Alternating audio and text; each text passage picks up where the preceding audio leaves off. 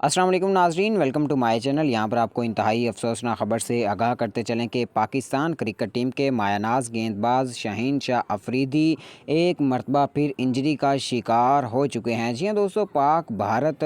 टाकरा से पहले ही, मैच से पहले ही पाकिस्तान के जो सबसे बेस्ट बॉलर हैं वो इंजरी का शिकार हो गए हैं। आपको बताते चलें कि नेपाल के ख़िलाफ़ बॉलिंग करवाते हुए शाहीन शाह अफरीदी इंजरी का शिकार हुए। उन्होंने मैच का आगाज़ तो बहुत ही अच्छे से किया, मगर अपने आखिरी ओवर में इन्हें बॉलिंग के दौरान काफ़ी तकलीफ़ भी हो रही थी, जिसकी वजह से वो ओवर ख़त्म करते ही ग्राउंड से बाहर चले गए थे और उन्होंने अपने डॉक्टर के साथ डिस्कस भी शुरू कर दी थी, जिस पर कमेंटेटर बॉक्स में मौजूद वकार यूनुस ने भी कहा कि फ़ास्ट बॉलर के पास